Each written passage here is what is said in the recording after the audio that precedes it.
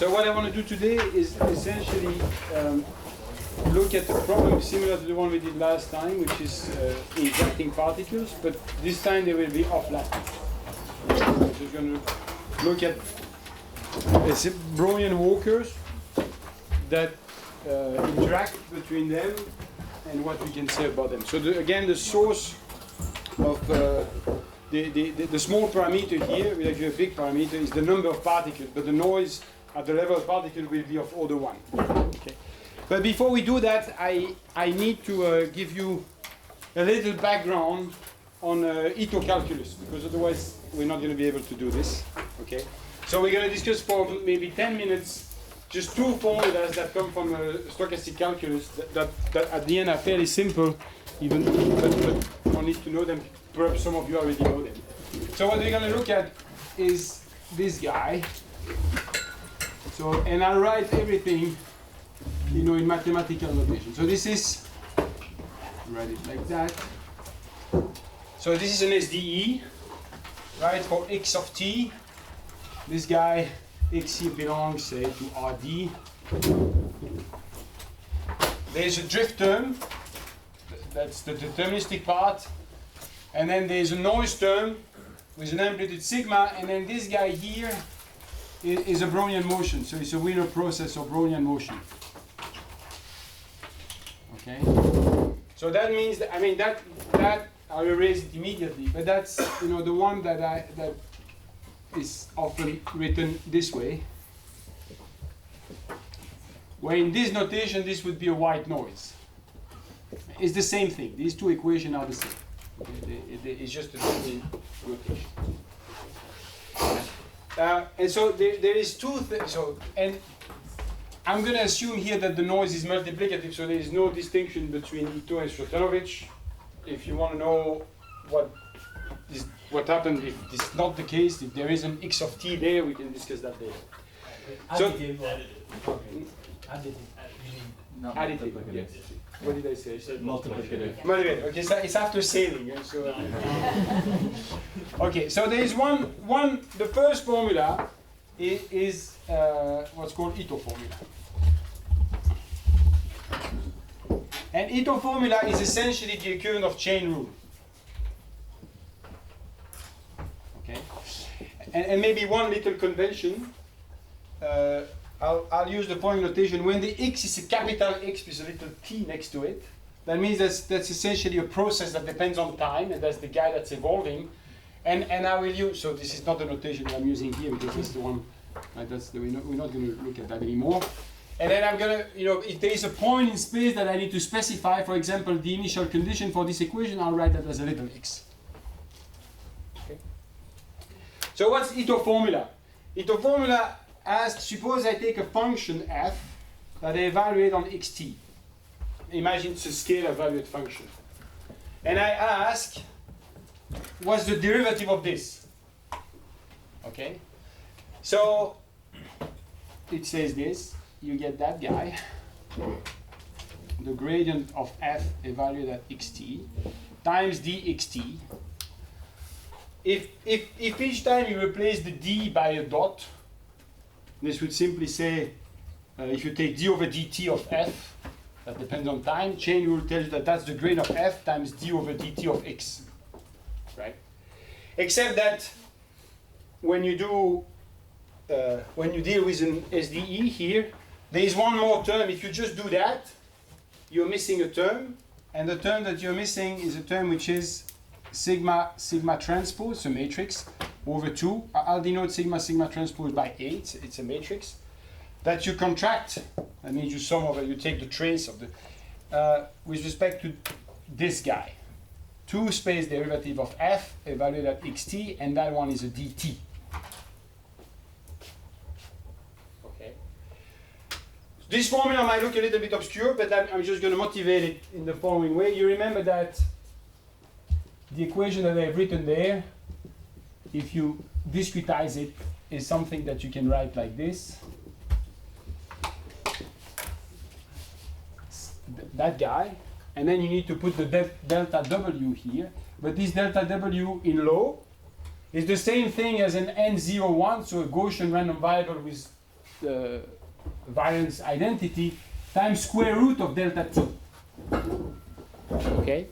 And so if you do, if I were to use the discretized version here, right?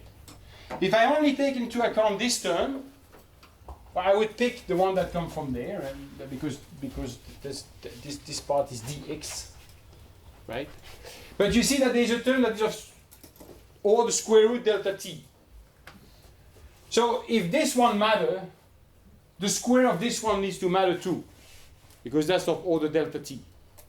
Okay? And that's what this guy is about. Which is that when you do the chain rule, which is with this Taylor expansion, you need to go to one order more than what you would do in standard calculus to account for the noise. Okay? It's clearly not a proof, but you will need to remember this formula for so. So we'll play with this quite a bit in the class. So that's one. And then there's another one which is an isometry. And there's two. It's in two parts. That one is the reason why mathematicians likes Ito. So Ito is that if this guy were to depend on x of t, right? If you had something here that depends, if this was multiplicative, you need to evaluate that function at the initial time and not anywhere else. And why is that important? Maybe why is that important is because as a result, when you look at the quantity which is the noise that you add is independent of the process that came before. It's what's called anticipative. And as a result, you can take the average out. So that means what? That means that the following is true. If you take a function of g, which is now a vector evaluate function, and then you multiply that by dwt, and you integrate this on any time, and you take its expectation, this is equal to 0. And if you take this, you take this guy, dwt, and you take the square of that, and you take the expectation, this is equal to the integral of the square.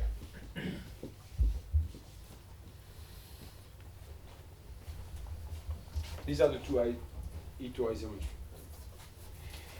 This one is for the reason that I just explained, which is that if you think about discretizing this integral, right, you'd have here x of t and then a delta, same thing as here, delta w.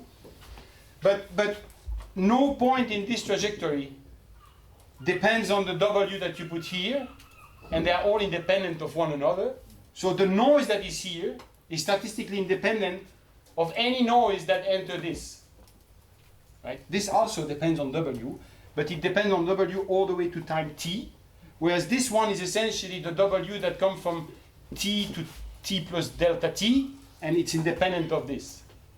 So as a result, when you take the expectation, you can take the expectation of the product, and we take the expectation of the product, well, the expectation of this guy alone is 0, so that gives you that. Okay?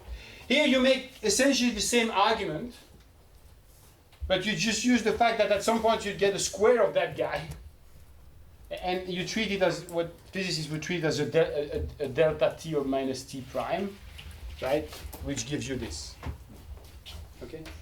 Just to get a better idea, the chain by the Ito formula, in one dimension, that would be just sigma square over 2 times the second derivative. Exactly. It's just, yeah. Yes. Okay. And if sigma was the identity, this would be the Laplacian.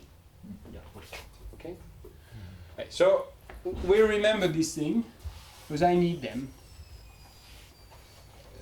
These are not so important, though they will be a little bit important, but this is really that one, because if you don't, this one is the one that way, otherwise you miss term when you do it.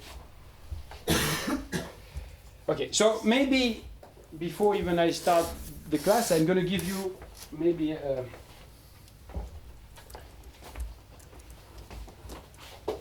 okay. Remember that I said the following thing, so I'll prove you something just as an illustration of this formula, still as a warm-up. which is I said that if you want to evaluate this expectation at time t, so it's the expectation of the process starting at time 0 at position x. That's what this guy means. This thing here is the same, in fact, that this, this little x, that's what that guy. But you can actually evaluate that by saying this is u at time 0 and position x, where this guy is the solution of this equation.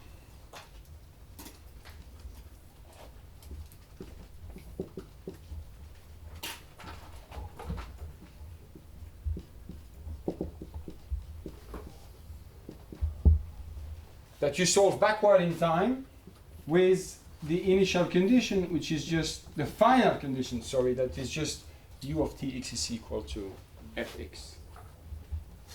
Okay?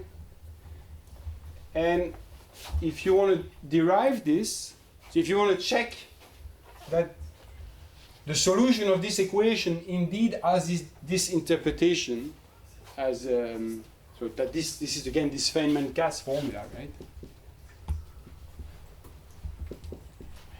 This one instance of Feynman-Katz.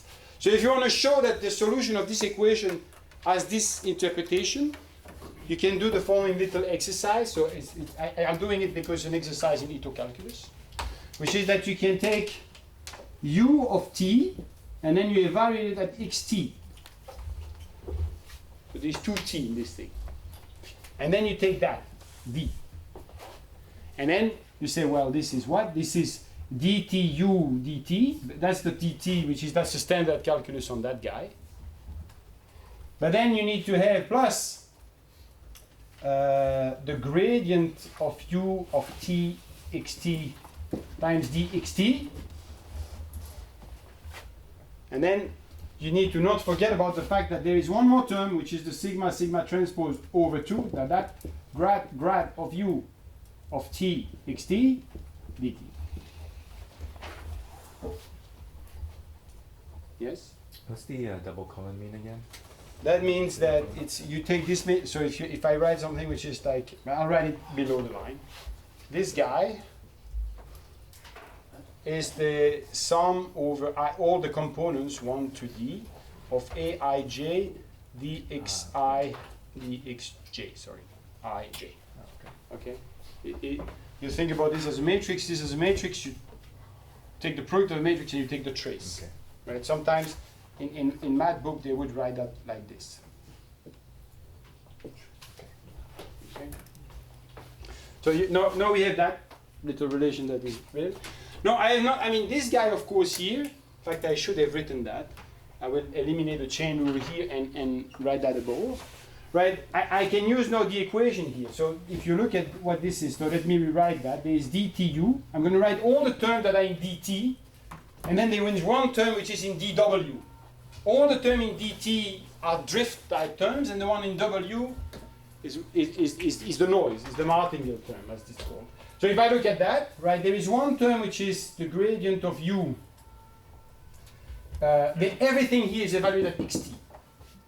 And this is times b, because there is the first term in this equation is the b. Okay.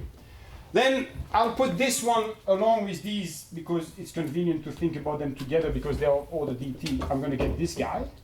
So these are all the term dt. But in this one there's one more term which is plus the gradient of u that is acting on sigma dwt. Right? Now this quantity here, if I'm working under the assumption that you solve this equation, so clearly the bracket that is here is equal to 0. And so what I obtain is that u of t xt is equal to greater of u sigma dw. So I can integrate this equation, right? Let me use all the board, I'll erase that in a minute anyway. So I can integrate this equation from time t equals 0 all the way to t equal capital T. So if you do that, what do you obtain? You obtain that u at t xt minus u at 0 x, right? This is a total derivative, is equal to the integral from 0 to t of the gradient of u evaluated at t and xt that's contracted on this guy. Yes. And now you take, okay, so now you remember this thing, there's something here that is, that you would like, you know, that this guy, right, I have used here that this is x0. Okay. So now, let's take the expectation of this.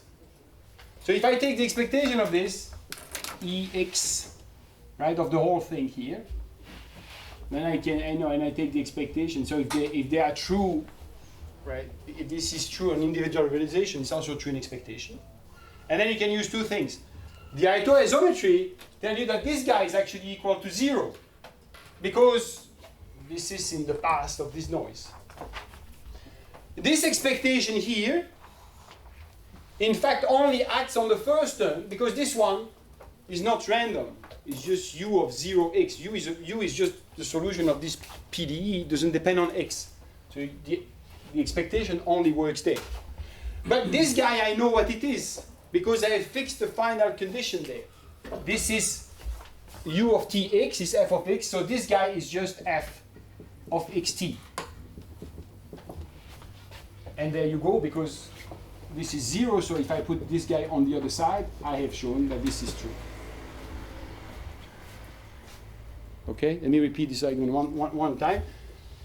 If this is the solution, if u is the solution, is defined as the solution of this backward equation, then with this final condition, then, and if x is the solution of this SDE, then the solution of this equation has this interpretation, which is that if you evaluate at time t equals 0 in a position x, it gives you the expectation of the function that enters here, evaluated on x at capital T.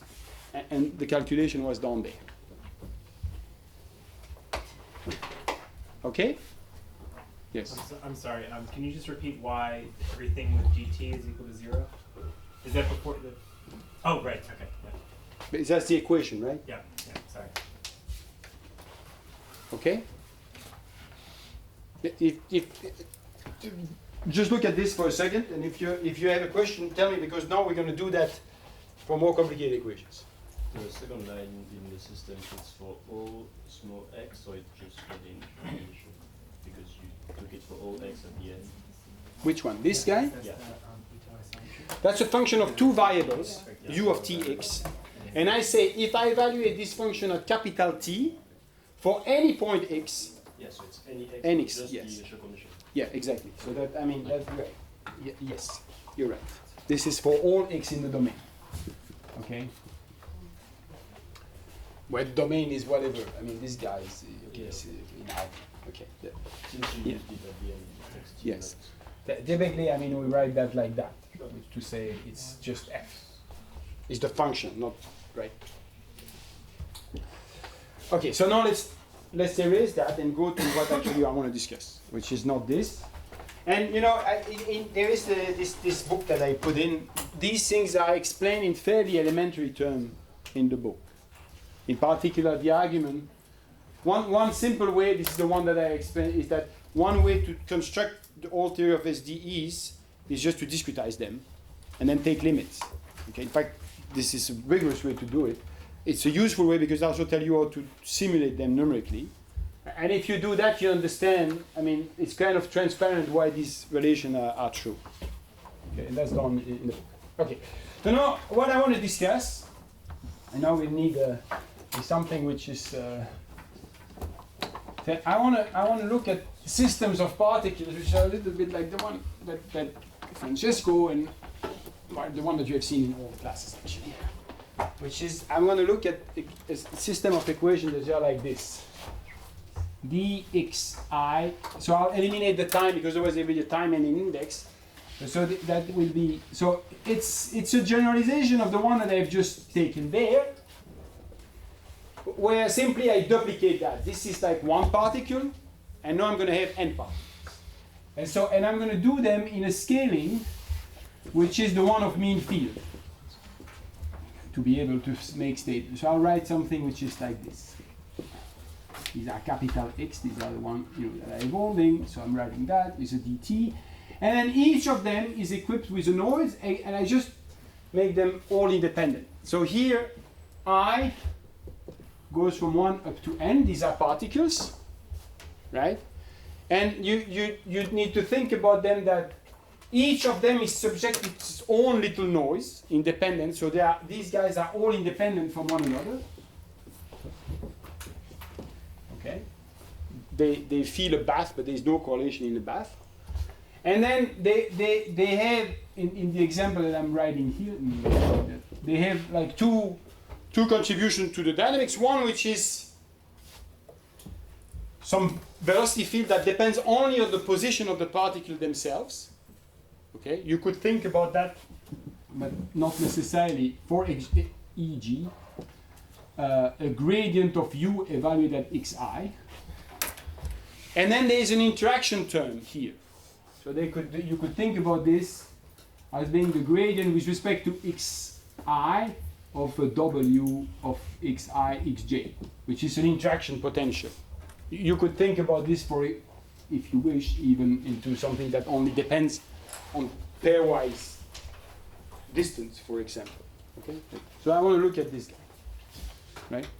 So this quantity, this object, I could of course, and there will be what we're going to play with, let me say that, is that this quantity here will go to infinity, or at least maybe not put it to infinity right away. We're going to look at it. We're going to assume that it's a large number of particles, and they are all interacting in this mean field way. Okay? And I'd like to know what's going on. Okay, so there's one thing, of course, you can do here, but that's not very useful. Is that you could write down the Fokker-Planck equation for the probability density of this process. And that would be, something which is like, I'm going to erase that. It would be something that depends on x1 and then x2 and all the way to xn. Sorry, Yeah. just, so that those xi are xi and t. Yeah, they're all depending on time. I mean, I made the time Just to be implicit. sure that Yes, so that's okay. right. Yes, they all depend on time. Okay, and this one too, right? This is. Yeah, yeah. It's just that the other way. If I put an I and a T. No. So there is this joint probability density that I could work with. It satisfies the Fokker-Planck equation that you can read off from there. It's a complicated object. And I would like to do something which is slightly different, which is I'd like to work with the empirical density, which is the one that Ludovic and Francesco have been writing. Is what you do is you take this, you define rho. I'm going to put an n here to remember that this is a function that's associated with this system at n particles. And what you're going to do is essentially is the average density, but I scale everything in a way that's apparent. So I'm going to take a delta at x, and then I collect the information from all the particles at that point. It's a function of time because that guy is a function of time. I mean, it's maybe one time. This guy. This one is, again, a fixed point, and that needs to be true for everybody. So you're probing, exactly like in the other lectures, you're probing whether there is a particle, any particle, at a given location. You're defining the density. Okay? And somehow, I'd like to derive an equation for this guy. I'd like to see how this guy is evolving. Right? And what I'm going to show you, again, using a little trick with Ito calculus, is that if n is large, this quantity essentially satisfies. So, before I say that, there's an average here over the particle, but there is no expectation. I have not taken any expectation. So, since these are random because they are all subject to a certain noise, and this noise of order 1 here, right? This is a random distribution or density, okay? But what I'm going to show you is that in fact, because of the scaling of mean field, this density to leading order satisfy a closed equation which is deterministic, okay? And the way we're going to do that is by doing a little exercise with test functions, so I kind of, you know, introduce you to all of the dirty tricks that mathematicians love, which is that I'm gonna write this. I'm gonna apply Ito formula, but I remember that it's an Ito formula with all these indices that I will have to keep because there's not one particle, it's many. And then I'm gonna simply, to try to derive something, I'm gonna write a specific f. And the specific f that I will take is this. I'm gonna look at this guy. The sum from I equal 1 up to n of some let's take the same function as this one to not introduce too many letters. But I take it at xi, and they depend on time, like this. Okay? So you notice that this quantity, obviously, can be written as the integral over whatever domain, I'm not going to write the of this, times rho of tx dx, the rho n. Because if I plug the definition of this guy and I use the fact that it's a delta, I get this line. Okay. And now what I'm simply going to try to do, I'm going to take d of this. Like I'm going to take the differential of that. I'm going to use Ito calculus, and I'll see what comes up. Okay. And so if you do that, what you get is this. So I'll write that. So you get the d of this integral of f of x of rho n tx dx is equal to, and then I need to do the Ito calculus on that guy. So if you do that, what do you get? Okay, let's write everything. Well, it's 1 over n is the sum from I equal 1 up to n. This, remember, there's something. This is the same function that I hit every particle with. I just take an average, right? Otherwise, okay. So if I do that and I use the Ito formula, I have this quantity, right? And then I have so I'll write that times b of xi dt plus 1 over n, sum from j equal 1 up to n of the b of xi xj. It's also dt. Okay?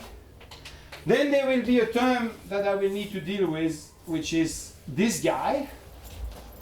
So what I've written here is simply this, okay, sorry, all the way there. This is dxi, that part there, right? And then, as usual, and that's what it is important, you need to add the term which is the Ito term. But in this specific case, the Ito term is, and okay, so maybe to not have like a total mess of thing, I'm going to assume here, so I'm going to change a little bit just so that the formula don't become too complicated. I'm going to assume that here this is a scalar. So I'm abusing notation. This is like saying here that that if this guy was the identity times the scalar that I write there. I mean the new one that's there. I'm abusing but in order to write, so I'm gonna.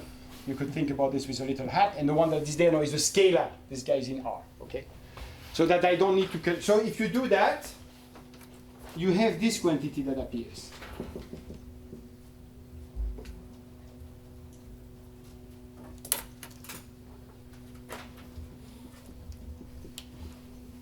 Now, why is that?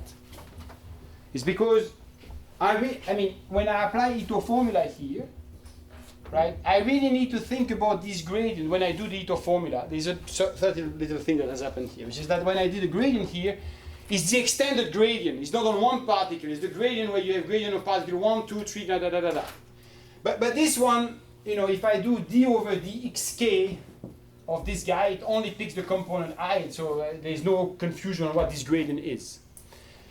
This one is the same thing, because what happened is that in principle I should look at the cross quantities here, where you have particle I, particle j, but since I've told you that the sigma here, the noise here are independent for every particle, the only term that I can pick is when I have the diagonal, so that's why I get this Laplacian here. Okay, and so you get this. Okay, and now there is something remarkable that's happening if I ignore this term. So on the next line, I'm going to write all the terms except that one, which is that you can close this in the following way. This guy, the first term here, let's look at B, I can write in the following way. This is the gradient of f evaluate at x, times b of x, that multiplies rho of tx dx. Because I can represent the sum over I simply as an integer of anything, including that guy, simply by integrating against the delta. This is rho n. Yes? That's one. And then this one, I can do the trick twice, which is I can write that as being a double integral of the gradient of f times, so here I need to, here they are all at x, so let me write properly. This is x times b of x, y, and then I need a rho n t y, and I need a rho n t x dx dy, and I have represented that guy. And then let me write one more thing. I'll write it here if it's not. There is that guy, but that guy I can also write, which is sorry, the integral of sigma squared over 2. This I could take out of of the Laplacian of f times rho n tx dx. And there is still, you know, we still need to write something here because I have forgotten about that term. So there should be, you know, there is something here to be discussed, which is what this guy is doing. Right? I've not discussed that. I've just looked at the drift terms in the equation. But as you can see, and there is something which I should, you know, to write that properly. The term that I've written there, why did I pick all of these terms? Because these are the ones that are in dt. All of this is the one that are in dt. They are the drift terms. Right? The only thing that I have not taken into account is the noise. Yes? Now what you see here, first of all, okay, so if and I'm gonna argue that that's true, if I could neglect this somehow, which will be true in the mean field limit, if I take n going to infinity, you'll see that this guy disappears. So trust me that that's gonna happen in a minute. You see that what I have obtained here, so if this guy were to disappear, I have obtained here a PDE for rho, except that they have written it in the weak form, what mathematicians call weak form, in the sense that I have written it as it needs to be satisfied for every f. But if you ignore that, right? In other words, if you think if this needs to be satisfied for every f, you look at what is the integrand, and I'm going to write it as a PDE. You would get this dt rho n. The one that are not specified will always be at x. So you get this rho. Right. That's the term that's coming from there. Let me write them down, and then we discuss them.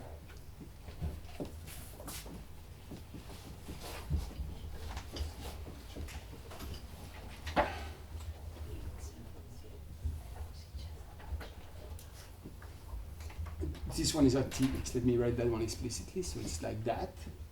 And then there is one more term, which is the sigma squared over 2 times the Laplacian of this rho. These are all rho n. One integral. There's an integral over, yeah, exactly. Sorry. Right? So I've written this. This equation is called Makin-Vlasov equation.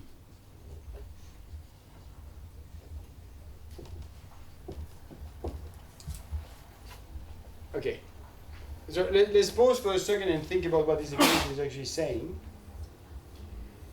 So, and I neglected the noise, so I still need to deal with noise. But, so if in this equation there was no interaction that would get independent particles, suppose capital V is equal to 0, this would be non-interacting particles. They are all independent. If you look at independent particles, I could then write down the way their probability density evolve for each of them. This probability density would solve the Fokker-Planck equation, which is the one with this term is not there. Do we agree? Mm-hmm. Okay. So this is actually saying, and that's what that if I can neglect the noise, right? Somehow, if I make the average, which is intuitively clear, if I take independent particle and I take an average over n realization of these particles, I don't need to take the expectation because this is like empirical average. It is in the limit, it goes like an expectation. That's what this would say. Okay? This is if I manage to say that the noise is not there, but I already have given you some form of intuition why it should not be there. Now this one is a little bit more complicated because this is a coupling between the particles. But it tells you that, well, I can represent it by adding a term somehow in my Fokker-Planck equation, which renders this equation non-linear. Because there's a row n and a row n. Okay? So we'll discuss this equation in a minute. Before I do that, I need to think about what's going on with this term. So what's that? What's the meaning of It's a test. Here, f is it's a test function. For all f, which are what's called test function, so something which is smooth enough, like for example, it's C infinity, bounded, compact support. But any one of them, you would get this. Okay. So I want to say, in fact, the theorem that I would like to quote is that the theorem would be that rho n converge, it's weak converge, but as n goes to infinity, towards the solution of this equation, where I don't need the noise. I don't, right? So this is the limit. That's the statement that I'm going to try to justify now. That if you look at this interacting particle, and you take n going to infinity, essentially you can write down a deterministic equation for them, right, which is the Mach-inverse, and this is an instance of a law of large number again. It's saying that the empirical mean converges to the mean, and in this case the mean satisfies this equation. Okay? But in order to prove, which I'm not going to do, but to justify this, I still need to take care of the red term. Right? So let's look at the red term. Why are the red term not contributing? So let's look at the red term. I'm just going to write it here, then I erase all this. I'll show you a little movie, actually, as a little interlude. So let's just look at this guy. That's the noise. Right? The noise term is like this. That's the one that I had so far neglected. Right? So what we typically do to try to assess what this quantity is that we look at what's called its quadratic variation. The quadratic variation is we essentially think what happens if I take the square of this quantity and I look at its expectation conditional on this xi. Right? Imagine that I condition on xi, which I can do because all of these xi live in the past again of that guy. This is again, A to isometry. So let's look at this. Let's take the square of this, and let's take the expectation. And this expectation that's conditional on xi. I treat xi as being fixed. Okay. So if I do that, the following happen. Well, 1 square is easy to compute. It's sigma square over n square. Okay. And then I need to essentially look at what this guy is doing. But what I'm using here, which is when I said that they were independent, I should have probably specified that. What that meant that they were independent is that it meant this. Independent meant that if you take dwi and then dwj, and you take the expectation of that, this is delta ij dt. Okay? Like this. So in other words, they are uncorrelated. If you want to write that as a physicist, you forget about this, you just put eta I, eta j, and the dt becomes a delta of t minus t prime. Okay, it's just... Okay, so if you want, I mean, I'm doing something here which is just not necessarily to annoy you, but because if you go into any mathematical book, you will not see any Dirac. In fact, that one is already prohibited. I already made an exception here, which is a concession with this one, because they would not write that. Okay. So let's look at this. So if you use that, you see that, well, the square of this sum becomes a double sum, but in the double sum there is a delta ij that only picks the diagonal. And so what you get is this. It's only one. And then there is a gradient of f of xi squared dt. That's the quadratic variation. And this has a nice property, which is that, as you can see, it is sigma squared over n times the integral of the gradient of fx squared times rho n of tx dx, and then there is the dt. Again, if you prefer to think about this as an eta I, then you would need to do that at 2 times and have a delta t minus t prime. Same thing, okay?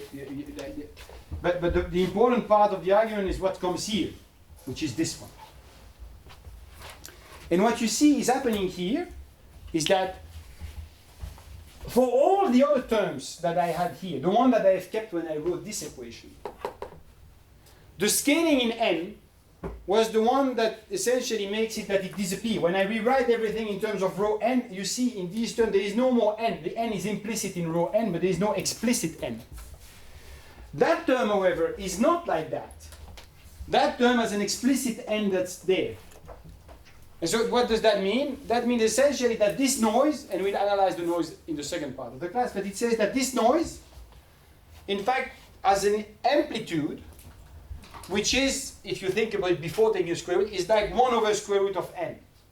And in fact, these are the fluctuations that you have above rho n. That's the CLT scaling. But if I take n going to infinity, if I just do that, the law of large number just tell me, forget about this. You can ignore it. Okay? But I'm going to... There is another thing that already says something, which is that if I look at the CLT here would be if you take rho n, and then you subtract rho, and you multiply by the square root of n, this may have a limit. And we'll have to think about that. And why do I know that, why do I know that that should be happening on that scale? Why do I put square root of n there and not, n or anything else? Well, actually, that's because of the scaling that is there. Okay, but we'll get to that in a minute. Okay, so there's a limit. This statement is related to that, but let's not look into that for time being. Excuse me. Could you repeat why it's not a problem when we take the square of this derivative when this is a delta? If f of x is a delta function? Sorry? Isn't there a problem with the square gradient of f and the delta that it comes into the row? Or am I confused? The f is a F here is a function that's It's not smooth. related to the row. No, F is a test function. You pick your favorite, you pick like something very, very smooth, very nice, and you test rho against it. And you say if it's true for every test function, if the integrand is 0, if you integrate something against a test function, and that needs to be equal to 0 for any test function, then you say, well, the integrand is 0 in the weak sense. That's what this is. Okay. Can you put the projector on? I'm going to show you something. To see what's happening. Eric? Yeah. Sorry, I have a question. There's something I probably missed, but here. So the xi, so you have particles, but you have particles which are confined in the same volume, meaning the density is going to infinity, because otherwise, if you have n particles in a volume V with a finite density, this cannot be true. You have fluctuations. So somehow, to have the CLT, you must have a density. Wait a minute. I'll show you. So this is true. This is true at the beginning. And if you were in open space, then let me show you something that I think might clarify your question. Isn't it okay if in the limit it just becomes a probability measure over the whole space? Like so that so it becomes like the probability of a particle being at a position. I think the empirical density cannot converge to. If I have a particle here, a particle in the initial condition, Yeah.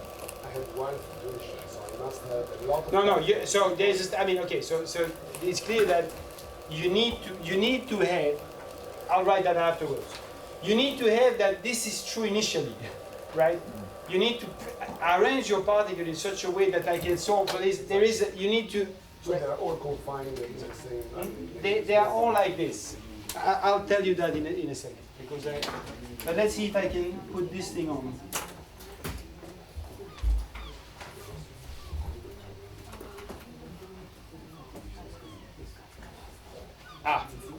Okay. the end of the movie. Spoilers. I'll do. I'm going to show you another movie before. That was also the end. That's a bit too bad. Okay, so sorry, and it's a bit too low. We can actually you can tilt the. To do that. Okay, so what you have here is the equation is behind, right? It's a double well potential. That's what the particle individually feel. They move individually on this potential. And then what has simply been added as a little, to make things a little bit more interesting, is so they're all in this double well potential, but they also have an interaction potential, and the interaction potential is a repulsive potential. So they want to get away from one another. Okay? And now what you're going to see here, the first movie I'm going to show you, is the one where there is no noise. If there is no noise, I didn't have to do all of this calculation because there would be no, this equation is the one that I would get already, immediately. Okay? But I want to convince you that this equation actually already is interesting just by looking at a little movie because, okay, so if these particles were independent and I initiate them like that, what would they do? They would just all shrink to one point, right? But now they need to do something else, which is that they don't want to be together, and I've adjusted things so that things look pretty. So what they will try to do is to kind of, there's a trade-off. They don't want to individually go too high in energy, because that's costly, but they don't want to be close to one another, okay? So what will they do? They do this. And if you look at that, it justifies, I think, fairly clearly why the terminology hydrodynamic limit makes sense. Okay? It looks really like a fluid that's moving. It's actually quite relaxing to it's a long movie, and it slows down, and it's like everybody goes to sleep at the end because they just drizzle from one, to okay? And so, they organize themselves on a lattice. There's many things you can say about this. They organize themselves in a triangular lattice, but it's not exact because there's a mismatch with the boundary, etc., etc. Okay? So the barrier is small here? What's the barrier? No, the barrier is not small. The energy is conserved. The total energy is conserved. No. So you need to be, so that's what you, this system doesn't evolve on this landscape, right? The energy of the system, this is what I'm plotting here, is one part, which is the energy of the individual particle. But there's also a pairwise energy. Yes. And this pairwise energy I can't represent, because that's among all particles. What you see here is only descent.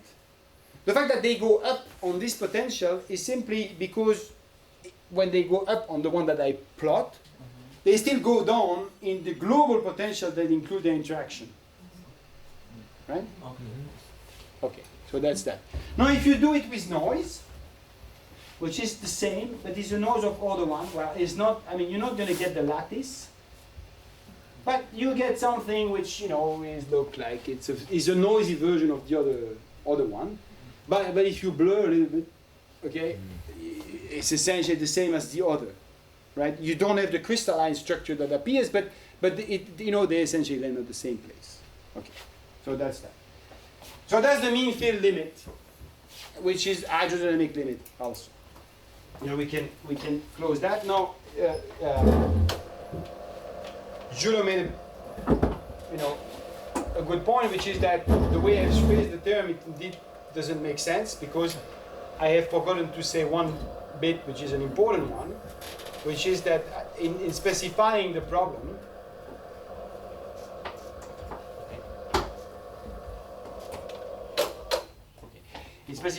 I should have said that I am taking these guys. Let me make a little box here. We know that sigma is right, which is that I take all of the xi distributed with respect to a certain rho 0 of x and all independent. So the way you take the initial condition, this is what I do there. In fact, I took a Gaussian in one of the well. You pick all of your particles initially from the same distribution, so they are independent initially. They don't remain independent, obviously, because of the interaction term, but initially they were. And then the theorem is that if that's true initially, then it's true at later time where this guy is simply needs to be solved with the initial condition that rho at time t equals 0x is equal to this rho 0x, and for all x. So that's the statement. Okay. The fact that it's true initially, right? It clearly, if I pick the particle initially, sorry, I forgot to say at time t equals 0, right? xi at 0, right? If I pick the particle initially from this rho 0, then clearly initially the empirical distribution will just be a sum of Dirac at xi 0, and since all of these guys are distributed according to rho 0, this will obviously converge as t goes to 0 at t. So at t equals 0, it will converge as n goes to infinity toward rho 0. That's just the standard law of large number for independent random variables. The statement is non-trivial because it says, well, actually this keeps going on at later time. Okay. Now, clearly, this is, so if I were to make a statement, this is proven only on fixed time interval, where the length of the time is fixed and n is to go to infinity. In particular, if in the example that I showed, you were just having the repulsive part, and there is no confining potential, you just get this repulsive and nothing there, then they would just eventually fly away from one another, and either they would become uniform in the domain if the domain is finite, or they would be, you would lose, right? Eventually, you'd get something which is no longer described by this, okay, or not necessarily. And do you really need the independence? So you say that at the beginning the distribution of xi is such that the empirical density at m0 converges to. That's enough. Yeah, sure. Yes, yes. Because in fact, it depends the sense of the meaning of conversion. But it's a mean. So even if they are not independent, it would be true, right? But then. Okay. Okay? Sorry? Yes. Does the interaction potential converge with the particle size? Because, for example, the interaction is increased with n square. No. In this statement, which may not be the most interesting ones physically, this B is fixed. It may be short range, maybe long range, maybe whatever you want, but it's this guy. There is no parameter in B that depends on n. All the n that are in the problem are seen explicitly. It's not a Bn. You could also imagine, in other words, if you wish, the scale of the interaction has been fixed by this completely. You could imagine more complicated problem where there's a length scale in B that depends on the size of particle, and then it's much more complicated. Okay? There's no such thing here. Okay? Okay, so now let's look a little bit at this noise. Okay? And in order to do that, so I think I can erase this bit. I can think about that in the following way. So let me take an example to try to see if we can go. And I wanted to do large deviation today on this problem, but I'm not completely sure I will have time to do it. But I will have time to motivate things, I hope. So let's, and then maybe we continue Monday when we all be fresh. Okay, so let's consider one example, which is this case. Imagine that B of x is minus the gradient of U of x. And let's take, just to think a little bit about what's going on here, let's take a case which actually is kind of a bit trivial from what I'm discussing, but it's still sort of interesting. And there is no interaction again. I go back to sort of the trivial case. Okay? In that case, the equation that I've written there, the dt rho, is equal to, well, what I've written there is just the Fokker-Planck equation.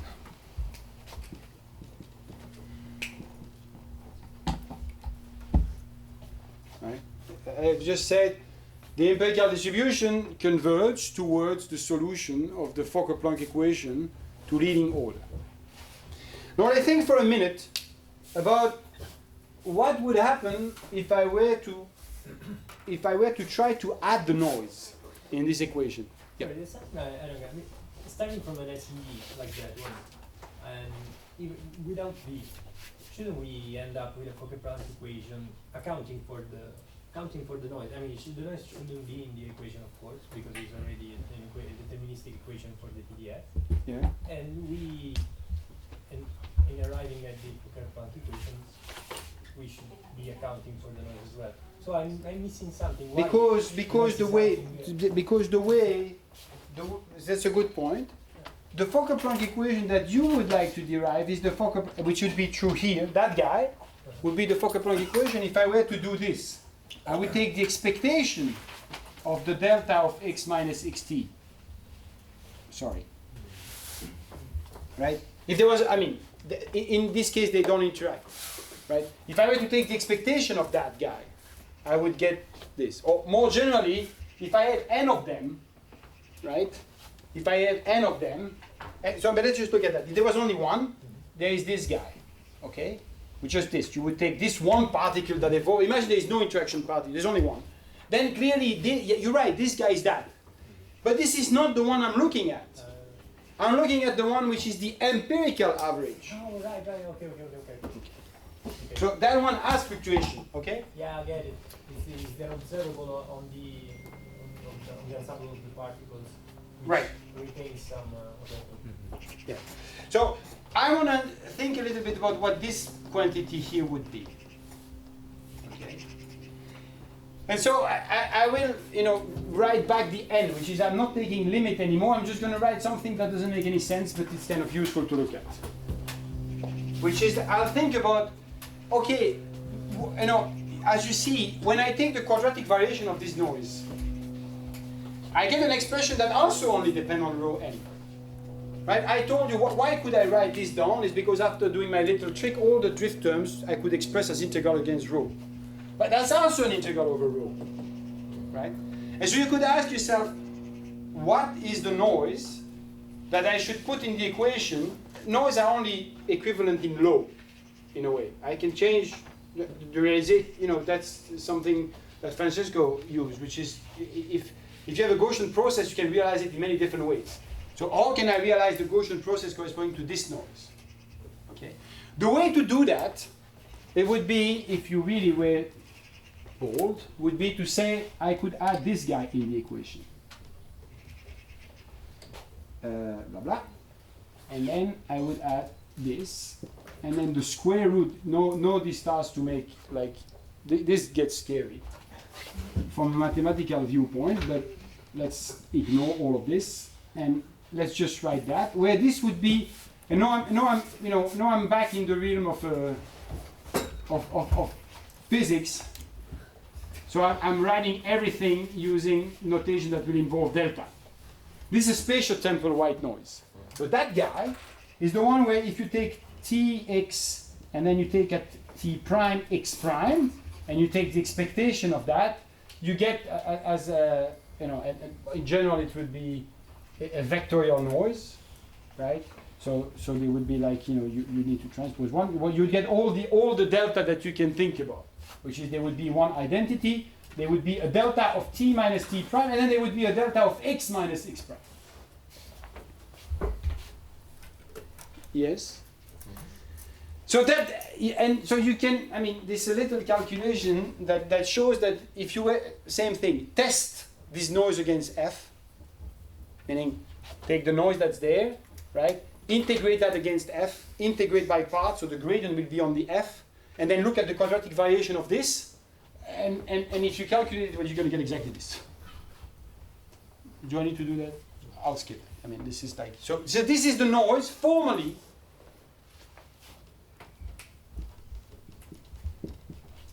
This guy would lead to this noise. I'll put it in red, so see. So let's think for just a minute about this, because it has an interesting structure, this guy.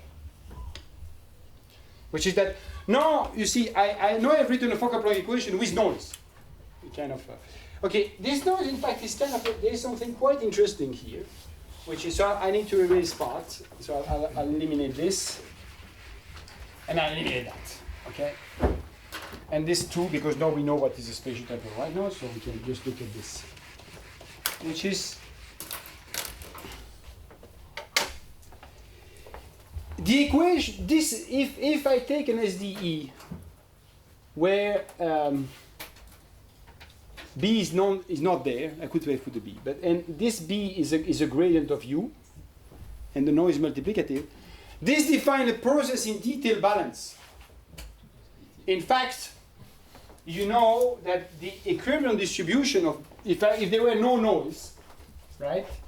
Let me make a little box here, and I were just to look at this. dxt is equal to minus the gradient of u of xt dt plus sigma times dwt, right? This equation, that's just the standard Brownian motion in a potential over damped Langevin. And so it has, there's a rho infinity here, which is the equilibrium distribution. Rho infinity, maybe rho equilibrium, which is some normalization factor times the exponential of minus u of x, and in this case it's 2 sigma squared that I need to write. So if sigma is square root of 2 kBt, this just becomes the standard Boltzmann-Gibbs gap, right? Okay, and now you see this guy is also the solution, of course, of this bit of the equation, but it doesn't account for that. So what the hell is this? Okay, that's accounting for fluctuation. Now, so what is remarkable in this equation is that this defines a process in detail balance, and somehow, I mean, as you have noticed, formally here I have not taken any limit to get to this equation. I've just done manipulations. So this should also be a process in detail balance, in a way which should be consistent with this. Okay. So you can actually write that down in the following way. So let me write this. First, let's introduce an energy, which is it's going to be in detail balance with respect to an energy, which is a functional, of course. And this functional would be, let's write it down. It's simply the KL divergence between the rho n that is there. So it's an energy for rho n, with respect to the rho equilibrium that they've written there. Let's look at this guy. Right? This is the dKl.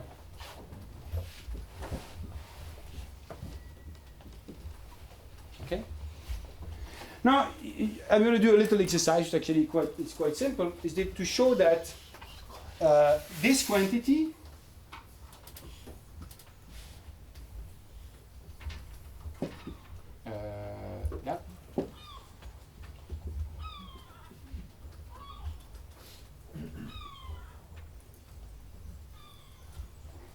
this guy is in fact divergence of rho n times the divergence of the functional derivative of dE over d rho n. So it's also a gradient flow, because they have a gradient here, except that they have a non-trivial mobility, which is that guy. Is that? So let's do this little calculation just for the, to show that we can still calculate even after sailing. What is d over d rho n? Well, there is one term, this rho n disappear, right? Okay, so there is, so it's the log of rho n over rho e. There's a constant that I need to add to that, which if the system is infinite would be infinite. But you could get rid of that constant in several ways. So let's not imagine that. So this is the because the other derivative that you have is when it's this guy, you get rho n over rho n, and so that's just a constant. And since I'm going to take a gradient here, it doesn't matter what this constant is. Okay, so you can. This is that guy. Right? Okay. And now let's just calculate. Then what is this?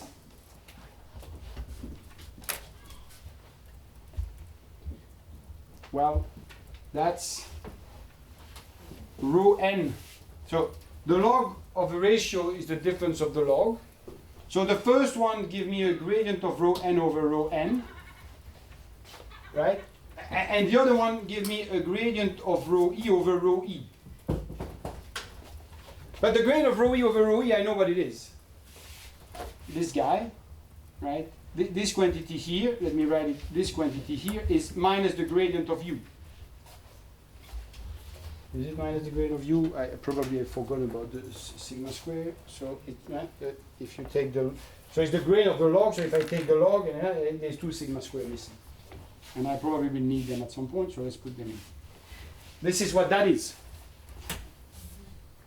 Okay, but then if you plug that now in here, the next step you can actually do, right? If you plug that into here, right? Then what's happening is that I have a gradient. So the first term is rho n times the gradient of rho n divided by rho n.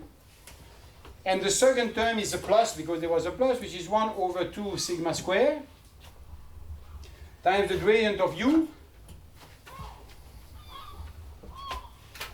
times rho n. Okay? Okay, so I'm missing something, which is that in order to, so you see this one and this one cancel. When this guy goes on this, I get a Laplacian term. And this one is the term that I am having here.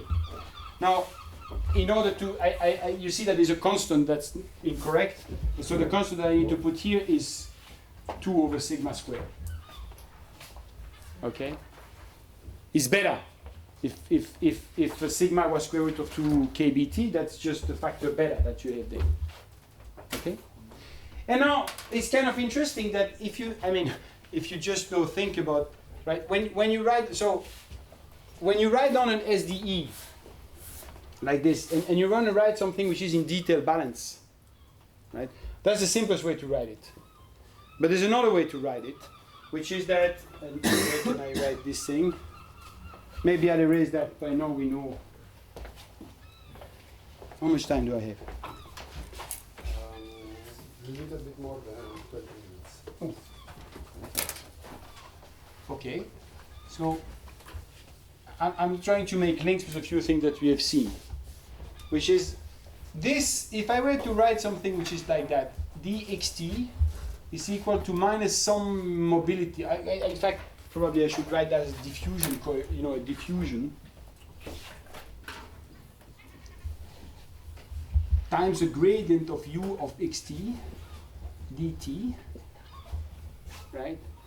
And then I would add plus sigma times the square root, but this is this is the square, so I would take, and now I'm using multiplicative noise, so I will have to, this is essentially, this is sigma, this means sigma of xt, which is such that if you take sigma times sigma transpose, it gives you the d, so this is the Stochastic decomposition, the square root of the matrix, right?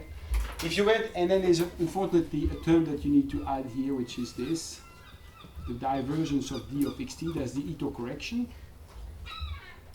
The Fokker-Planck equation associated with this is just dt rho is equal to that guy, and then you just need to squeeze the d.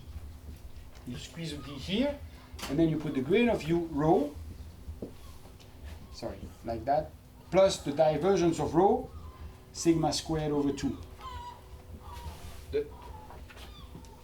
So this is a new part that is in the equation. It's sort of like the diffusion coefficient that you have. Okay, it's called it's not the scale of the diffusion coefficient is the one in fact where you multiply by that. So this is more like the mobility, but it's okay. Let's forget about this detail.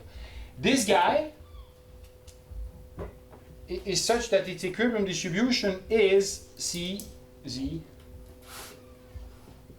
e to the minus. Okay, let's use the same u of x divided by 2 sigma squared. Because if you plug that in, it doesn't matter what is the d you put there. So what I'm just telling you is that if you were to write the Fokker-Planck equation and you add a bit like this in it, you don't change the detail balance. This operator is still in detail balance with respect to this, is self-adjoint with respect to that distribution. Okay? If you want to know what is the SDE associated with that, this is the SDE. There's this mysterious term here, which is an Ito correction that you need, because otherwise, in Ito calculus, this guy would be there, this gradient. So if you want to put the gradient there, there's one more term I need to add in the equation. We can discuss that later. That's not very important. What is important here is that this structure, so now I'm mixing all kind of things here because I'm mixing the x and the rho and rho, but this structure is the same structure as this equation, no for rho. If you, okay, so it's quite, I mean, no, you need a bit of mental flexibility, because which is that if you think about rho here as being the x there, right? If you think about rho here as being the x there, you can see that this equation, if I think about it as written as a gradient in this form, is in fact in detail balance with respect to this energy. That means that formally, if you think about this as a process, it has an invariant measure which should be e to the minus the same as the one that I've written there. Okay? There's a factor like that. Have I lost everybody? You're on the verge of. Verge of, huh? So I have 20 minutes. I'm not going to do large deviation today, but I'll try to reiterate the point I'm trying to make here. So let's go back slowly. I told you, and I think everybody followed up to that point, that the noise, you know, there is this hydrodynamic limit, including the movie, that says that if you look at particles that are of this type, right? Sorry, if you look at systems that are of this type, and look at their empirical density because of the type of scaling that they have as mean field, blah blah blah. This guy, in the limit as n goes to infinity, converge in fact towards the solution of the equation that I've written here. Okay, and I showed you a movie illustrating this. And now, in writing this equation, I neglected the noise in the equation, and I'm interested in fluctuations, because at the end of the day, fluctuations eventually always matter. So I went back into the term that we had neglected, and I put it back in the equation, but I just did it as a motivation in a specific case, which is the case, a bit trivial, but still interesting, where the particles are not interacting, and they are all just moving in one single potential. That's the case that if I were to look at what I had done in the movie, they would have all collapsed in one of the wells. They would not have gone because there is no interaction. And then I told you, if you do that, you can actually write down an equation, at least formally, where you have the bits that would, that give the mean field limit, that's this one, but I just put back in a noise, which is the one that I could also read by the argument that I did before. And that noise is just, it's a white noise term, right, of this type. Okay, with a spatial-temporal white noise, the guy that's written there. And then I try to explain the next step is, what is this? And how can I interpret that? So there's two ways. Well, if I forget about the noise, this is just a Fokker-Planck equation, which is as a fixed, that's the law of large number. Its fixed point is just this. Yes? It says that the empirical distribution that's there just converges towards this. Okay? But now I'd like to know, can I understand something about fluctuation when n is finite? Right? And in fact, there's something here that I've forgotten. I'll put it, and then, which is this, the n. Then, if n is finite, I'd like to say, can I understand what is the equilibrium distribution of this? Which is, now you need to kind of go to the next level. I'm not anymore asking what is the equilibrium distribution of x. I'm asking what is the equilibrium distribution of the empirical density. I go from x to the level of the empirical density. X is random, so is this guy. X has a distribution, so has this one. And I want to know, can I learn something about it? Okay. And how do you learn about the distribution? I mean, how do you learn, if I give you if I give you this process, you say, this is an energy term, gradient, and there's an additive noise. That's the process that I need to write if I want to have a process which is in equilibrium with this guy. Okay? That's at the level of x. And now I want to do it, and probably this was completely because I should have written rows there, but okay, so now I want to say, well, let's try to think conceptually about this, but not at the level of x, but at the level of the row. And the structure that you have here is the same for rho, except that, of course, I need to change what is the energy. What's the energy? The energy is that guy. Is the one that is in this box. The dkl. Why? Because if you take the gradient of this energy with respect to rho, and you hit it by this operator here, I'm sorry.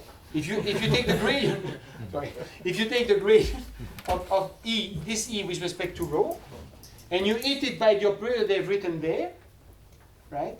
You get the drift part. But you get this. But the noise in this equation is in detail balance. So let me rewrite that one because here, sorry, I messed up. But why do you hit it with that operator rather than any other? Because this, the square root of that, what is the square root of that operator? Is this operator. Right? So what, and let me write it, this equation, I should have written it like this. This equation can be written like that, if you wish. Like this, gradient and grade, so I'll write, sorry, otherwise I'll write it like the same thing, that's not what I want to write. I want to write something which is, there is an operator here, an M, it's an operator, which is acting on the dE over d rho n, and then here there is, sorry, I should have written that immediately, I confused everyone with this, which is a mistake. You write this, which is the noise that's there, and the guy that is here is just the square root. So, sorry, I wrote that as XC, right? So, this is an operator. It's a positive definite operator. What is this operator doing? It's taking minus the gradient of rho n, the gradient of whatever you want to apply it here onto. Okay, that's the operator I'm talking about. Okay, and the m1/2 is the one that is the square root of that operator, and that's this. Okay, so this operator acting on. Okay, and so if I understand that. This says that if I were to look at, so what do you want as a notation for this? Let's call it nu, which is the probability. So there's a probability density of x. No, there's a probability density which I can't write, but there's a probability density on rho. So what is that guy? Well, it should be a constant that in a minute I'm going to tell you that none of what I'm saying here in fact makes mathematical sense. That's why we need one more class, but it would be the one that's associated with that, where you just, so it's what? It's the n disappear, and then you just get the E of rho divided by the noise 2 sigma square n. Right? And this is all the scaling I have. Okay? Now if you think about this for a second, this smells like, so this guy here, right, is the equilibrium distribution or measure, of rho n. Yes, because rho n satisfies this equation. It's a random equation, okay? And so if I think about it like that, I say, well, in other words, this is a process in detail balance with respect to this distribution. Now, might look obscure, but actually it all makes sense. Because this, first of all, you see that this smells like a large deviation principle because there's an n there, right? So it says that in fact, what does it say? It says, in fact, well, this distribution is really, really peaked on the zero of this, right? On the minimum of the energy. What's the minimum of the energy? Well, it's when rho n is equal to rho e. Okay? And that I knew. Right? Because that's the stationary solution of the equation without the noise, actually. But if I have a little bit of noise in the equation, which is just looking at the fact that n is finite, then I can have large deviation around it. This accounts for the large deviation. So, we're going to prove next class or derive a large deviation principle that will go back to that. Now, do you understand what this is? What is E there? Well, yes, you do, because you do. Because remember Sanoff theorem says that if you draw, right, what is the large deviation principle that you have for the empirical distribution of independent random variables that are distributed with a given density. It's exactly that. That's Sanoff tells you, right? Remember that? You remember that? If I forget about all dynamics. Say these guys, look at, for example, at time t equals 0. Just draw these guys at time t equals 0 from row 0. Right? Then this quantity would converge to its mean. Yes? Which is row 0. But if I want to prove a large deviation principle for it, and we did that already, when you prove what you would get is that the large deviation principle is with an action, which is this action. We did that. We'll redo it again. Where you would, if it at the initial time, you would replace this by row 0. But that's because it was at initial time. At infinite time, which is what I'm looking at when I'm at equilibrium, this row 0 has evolved into a row E. Which row E? That row E. And I still have Sanoff theorem. Which says the particle have remain independent and go there. Okay? Now, so I hope this is a little bit clearer now. I'll repeat that on Monday. Of course, there is two problems with this thing. One is that it's not the case that I really would like to analyze, because I would really want to know what happened. You know, to make the argument I just made here, I had to specialize to a case where the particles are not interacting, so it's not that interesting, and they are satisfying a gradient flow. None of these assumptions are necessary. I could go back to the initial case, this guy, and repeat these arguments. And we will do that Monday. Okay? That's one. But second, there's a more serious problem here, which is that if I want to derive this large deviation principle, and that's what I'm going to try to do, it's going to be more complicated than Sanoff if I include the interaction, and if it's out of equilibrium, I really can't proceed this way. Because, because this equation makes no sense. It's a placeholder. It's kind of good for intuition, but it really makes no sense because, and so often mathematician, wants to put trigger into things simply because they don't know or to make sense of them.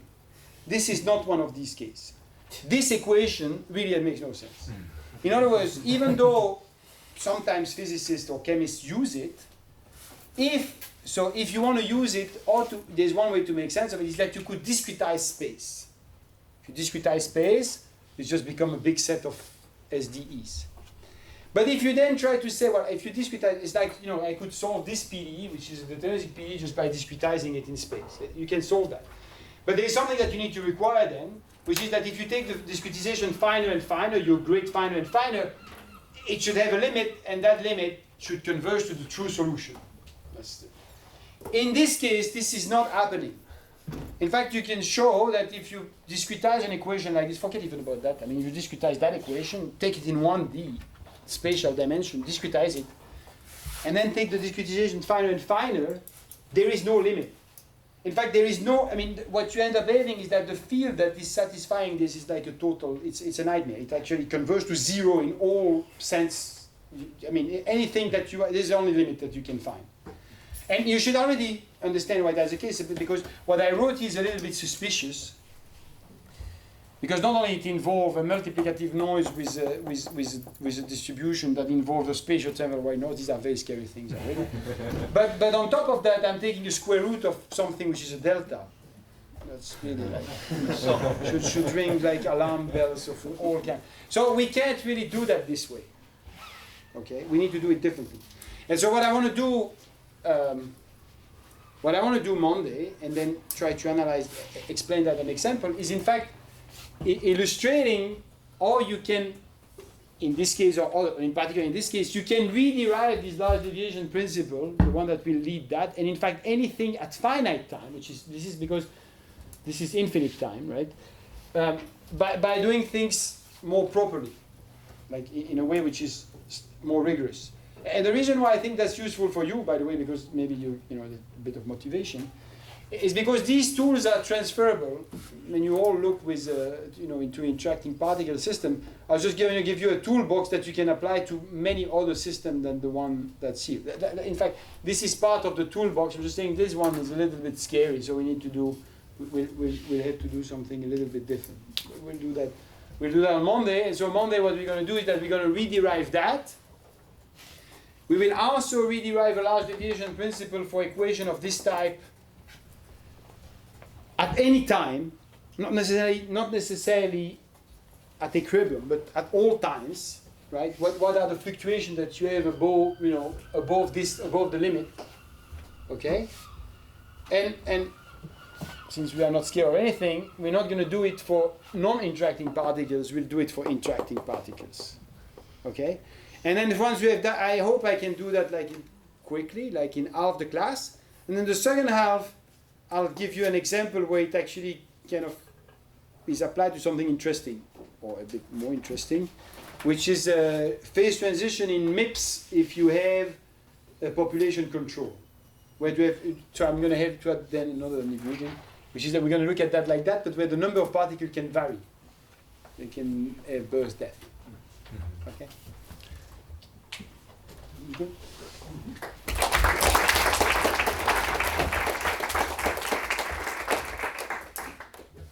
You said that in order to try to understand what's happening with rho, you are putting it in the form of this equation for x.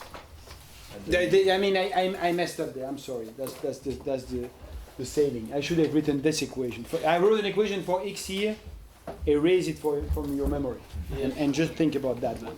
So basically, what you're saying is this is a bit like this one, and you solve it the same way to get the same equilibrium. I'm saying formally this is this. No, I'm not referring to this one. You mean this one? Yeah. It's the equivalent. It's like, it's what they call that level, right? This is large deviation level 1, where you look at the variables themselves, which in this case the variables are actually processes. That is a bit more complicated than just variable. So that's level 1. But then you can go to another level, which is level 2, where you don't look at these guys themselves, you look at their empirical distribution, this object, if you wish. And then you want to understand, what's going on at that level. Now, here we have not done large deviations in this class. But the reason, so correspondingly, if you at least at completely formal level resolve the difficulty that I just explained, the equation, this gradient flow here, this system in details balance at this level, induce a system in details balance, at least formally, at the level of the empirical distribution. So you can go from there at this level to there at that level. And you can go from there at this level, right? Well, this one becomes this. Yeah, but my question was more, once you have done your level change, yeah, you solve basically the same. You said that the distribution of your variable behaves like a c minus 1 exponential, etc., etc. So basically you solved it the same, but you mean this is the same, at the end all the information was already contained here? Yeah, I understand you changed the variable, basically the variables. That's a good using point. the distribution, but I don't see, I see the link between this equation and this one, but it's not like what is the equivalent? M is that guy. Yeah, sure, but there's a geometric structure behind that. there are Which two is- equations, two solutions. You're saying it's basically the same ID, and I don't see all the analogies between the two. If you were to put an M here, It would be 1. right, instead of 1, if you were to put an M here, like something, right, M here and the square root there, right, you'd get, Oh, so it's just the you would still get here. that. It's just the identity here, and it's here. It's And it's exactly an some M over M. there. Okay. Yes, yes. But there's another part which is important, which is that, okay, first of, this contains more information than that, right? Because this is just the mean of this distribution, but this tells you, something, or it decays around the mean. There's a large division principle. But there's another thing which is important, which is that the manipulation that I did below this here, right, were tailored to the non-interacting case if it's gradient. And that's pretty much the only case where I know what this object is, right? If I were to start with interacting particle system here, I don't know what is the equilibrium distribution of the particle. I don't know.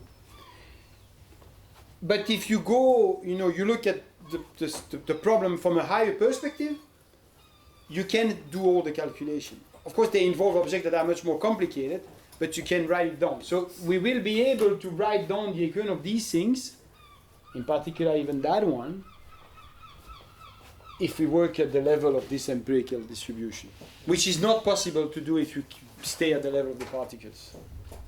Okay? Yes. Okay. Who is the chair? What do we want? Okay. So if we come back to the calculation of the last time on the lattice. Yes. So this is the second order Gaussian things that we would have. I mean, this is the equivalent of the central limit theorem, not yet the large deviation principle. You mentioned that one way of doing would have been to just go one order further. That would be the central limit theorem. We would have a Gaussian dot. That's what we have there. Exactly. Except So if you were to, multiplicative, yeah, exactly. Okay.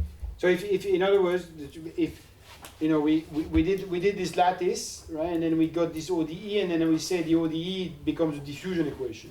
That was this bit in a way, except that I don't know if I put that guy, but okay.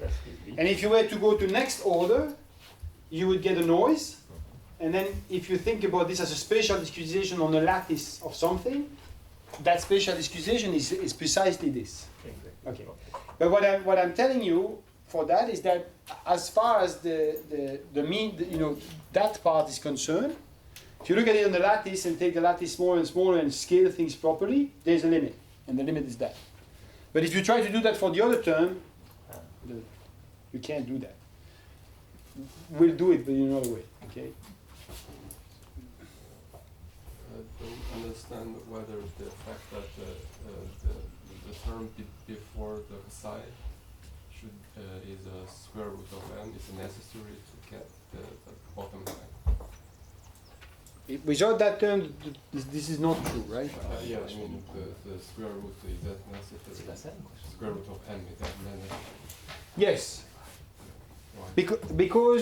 Because I mean this is what I'm writing here is that again completely if you write down the Fokker-Planck operator that you would associate with this, right, it would be d over d rho of m dE d rho, which is applied on this nu, which is the one of that, right? And then you'd get that guy with the square. You get sigma squared over n, and then m d nu over d rho. You get that, right? And then formally this is zeroed by that. Yeah. There were two questions.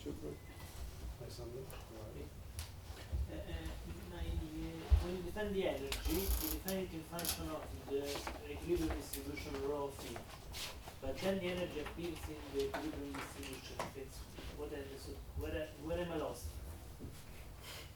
And is it not simple? Is the self-consistent? Sorry, you lost me. What? The definition of the energy contains rho of E, which I guess is rho of equilibrium. Yes. That's what we're saying.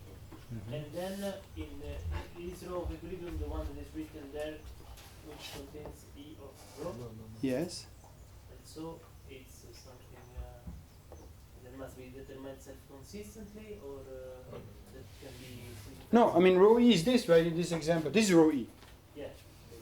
So I mean, if you start with this guy, which is this as dE, just copies of it, independent, the equilibrium distribution is this. I know that. If I give, this is given, U is given. So I know what is the equilibrium density or distribution density here. If I know that, I can write this down, which is now a functional energy for rho n given the rho E. The question is asking is exciting. So this is the equilibrium distribution of the actual density rho n, not equilibrium distribution. This is E, not U. So rho equilibrium is the distribution on the particles. That's the distribution on rho. That's on the right is rho E of x. Not of and this okay. is new. So the one is rho E of rho. This is nu of rho. Yeah. So functional. Makes no sense. But It's nice to look at. This one makes sense. The row of x, okay? Just a curiosity. At the level of deviations for empirical densities, could you think of conditions for having a different kind of scaling in the deviation principle? So like instead of n, other powers of n. Yes. I mean, it's very like so. You can think about it. So there's one way you could. I mean, you can think about how could I amplify change. You could take this guy to be sigma n. Okay. Right. But that's a simple. Is that what you? I mean, there's two. I mean, one way. There's two. One trivial way. Maybe it's a trivial way. You could think about this as depending on n. Put a factor. For example, you could put a factor square root of n here. Then formally you'd lose it there, or I guess, right? Okay. Is that what you are? No, I mean, there's something which is more subtle. Is what happens if these guys are, if not only the particles. So there's an interaction here, but what happens if these guys starts to be dependent? Right here, I say that they're all hit by different noises. But you could do other things here. In fact, the case of the simplest way to formulate MIPS is to forget about all of that and put all the information here. We'll look into that. And making the particle dependent through their noise. I have another question related to my first one. Again, comparing the two. In the first one, it's a total derivative, or total differential. And here it's just time related thing. Why is it the same? You mean here and here? Yeah, I don't. Basically, what my question is, I don't understand why with different operators the result is similar. Okay, so I mean, let's not get lost into notation. Since I'm this level of completely formal, I wrote that like that. But you could, if you wish, have thought about this, like saying, "Oh, I'm going to be a bit more rigorous." To write something like that, where this would be, a process which is called Brownian sheet because it involved the spatial component. You could have written it like that. Since this doesn't make any sense anyway, I use notation which is more friendly. And at the end, maybe it was a mistake. It was a choice of mine. Maybe it was a mistake that I used these notation all the time. But at the end, morally, what I meant, of course, is just something that you would write like this, and you would take that as a white noise, right? It's the same. It's the same thing. It's just that if ever, like for example, I posted a book by Dawson where they look at things like that. All the notation that you will find in any of these things is using that. I mean, they don't use the other notation, so it's useful to get get used to them.